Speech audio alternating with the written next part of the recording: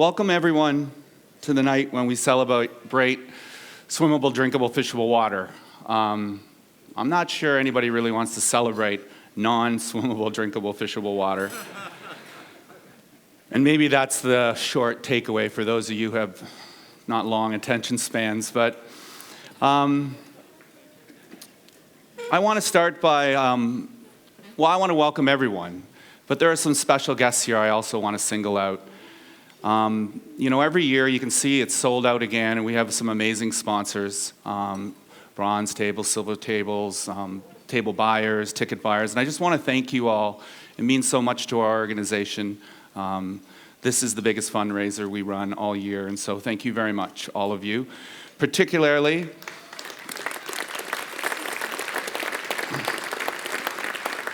let me single out our founding sponsor, RBC. They've been with us for 5 years, and they've been one of the greatest supporters of the Swim, Drink, Fish vision. And the McKeil Marine and Kathy and Blair here. I really want to thank you so much as presenting sponsors, but also for being mentors to Kristen Tully and myself, and including me and all of us really in your work and in your company. I know you have 6 tables of others, clients and friends here, so thank you very much, Blair and Kathy, and it's really fantastic. If we go to the very back, a special welcome to the artists. It's your work, the photographers and the painters really bring this room to life. They make this event.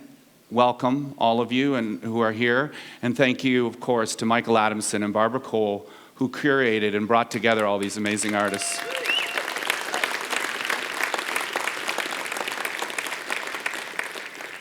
And welcome to the other artists. We have many in the room. Filmmakers like Les Stroud, Survivor Man, Mike Downey, Tim Thompson, actors Naomi Znaikis and Matt Barham. We have writers Joseph Boyden, Tanis Rideout, Simon Recipio. I'll just leave that.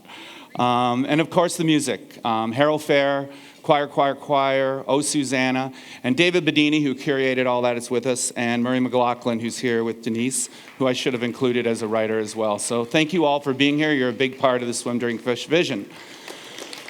And one last special welcome, because it's really important to me.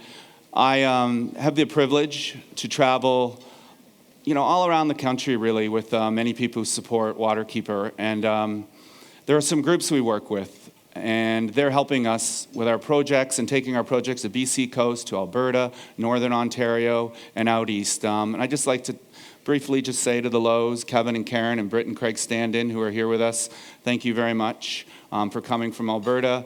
To Lauren Horner and Matthew Horner from Vancouver and the Fraser Riverkeeper. And particularly in Northern Ontario. We all know the stories about what is going on up in Attawapiskat, but these stories go back a long time. And I've been going up there. Joseph Boyden's been bringing me up. And the Tozer family, William and Pam and Carmen and Angela and William and Pam's daughter, Rain, came down. It took them 24 hours to get here. They've started a camp called Camp Anacawana, where they really bring the kids from Attawapiskat, Fort Albany, Kashechewan, Moosonee, Moose Factory, and really bring them back home to the rivers of the James Bay Water Basin. And it's just so exciting to have them here. So thank you for coming. There you go.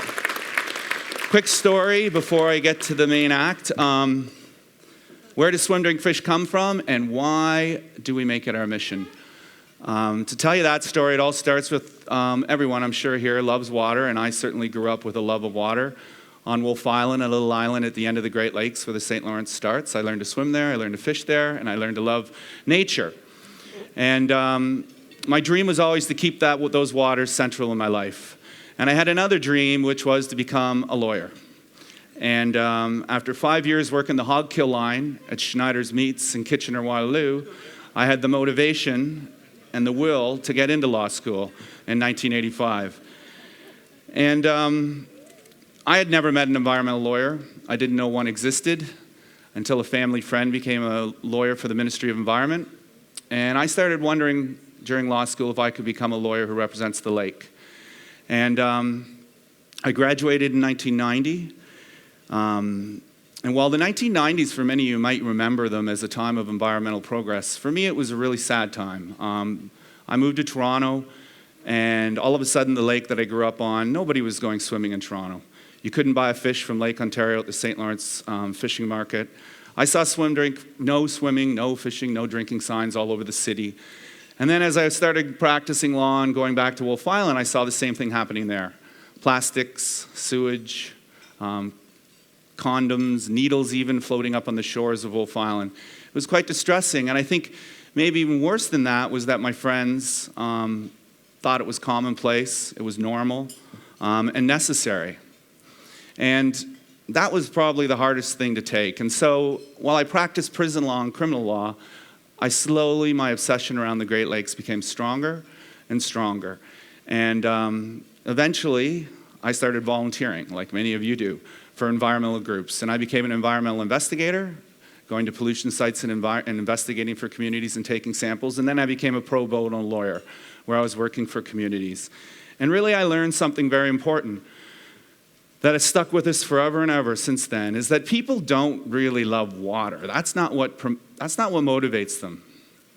They love swimmable, drinkable, fishable water. They love the experiences that water give their family. They love the idea, the connection, the feelings, and the emotions that water give them.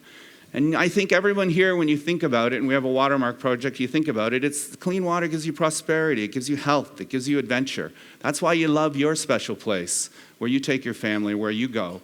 And all my clients, that was the most important issue for them.